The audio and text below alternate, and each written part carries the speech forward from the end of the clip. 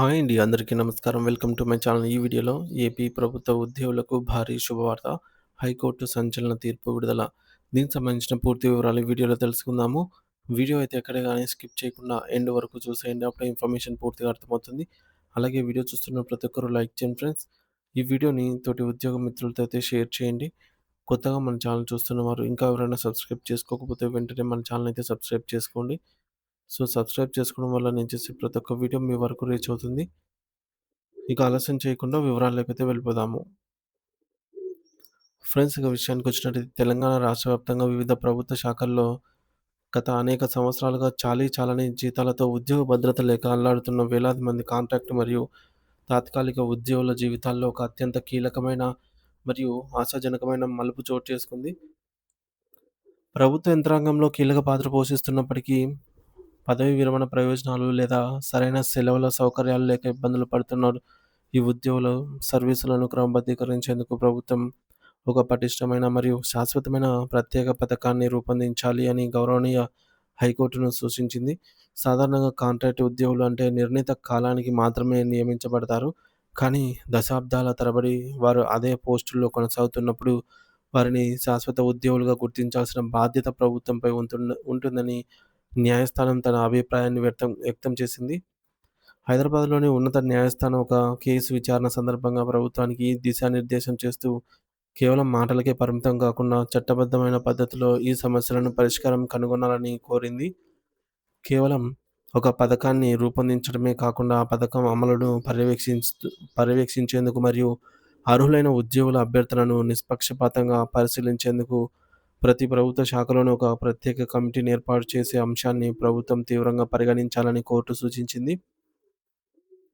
మరి దీనివల్ల నిజంగా అర్హత ఉన్న వారికి న్యాయం జరుగుతుందని, ఎటువంటి రాజకీయ ప్రమేయం లేదా అవినీతికి తావు లేకుండా పారదర్శకంగా ప్రక్రియ సాగుతుందని న్యాయస్థానం భావిస్తోంది.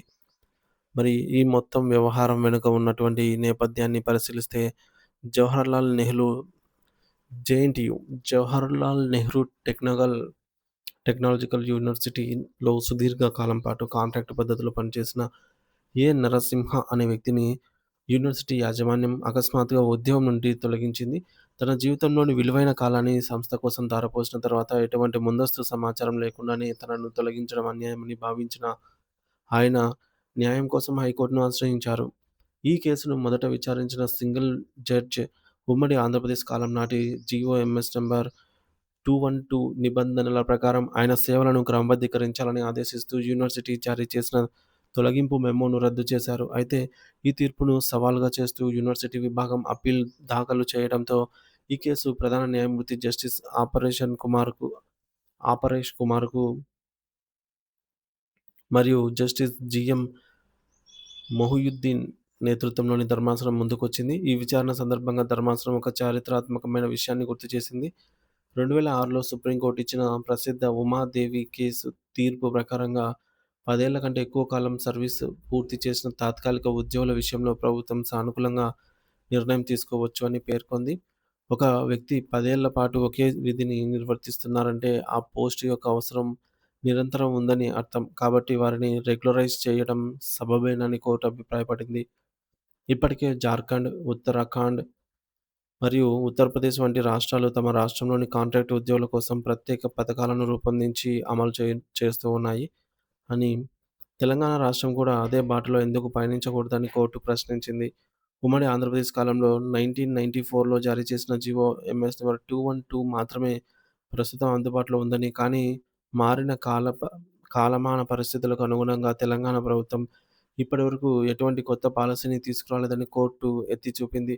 అందుకే భవిష్యత్తులో ఎటువంటి చట్టపరమైన చిక్కులు రాకుండా ఉండేందుకు ఒక నిర్దిష్టమైన కట్ ఆఫ్ డేట్ నిర్ణయించాలని, ఆ తేదీలోపు నియమించబడిన 10 ఏళ్ల సర్వీస్ పూర్తి చేసుకున్న వారందరినీ ఒకేసారి క్రమబద్ధీకరించాలని ఆలోచన చేయాలనైతే ఈ మేరకు కోర్టు ప్రభుత్వానికి హితవు పలికింది. దీనివల్ల ఎంతోమంది నిరుపేద ఉద్యోగుల కుటుంబాల్లో వెలుగులు నిండుతాయనైతే న్యాయమూర్తులు ఆకాంక్షించారు. అయితే ప్రస్తుతానికి సింగిల్ జడ్జి ఇచ్చినటువంటి రెగ్యులరైజేషన్ ఆదేశాల అమలును తాత్కాలికంగా నిలిపివేస్తూ హైకోర్టు మధ్యంతర ఉత్తర్వులు ఇచ్చింది. అంటే ఈ విషయంపై తుది నిర్ణయం వచ్చే వరకు ఆ వ్యక్తికి రెగ్యులర్ హోదా లభించదు.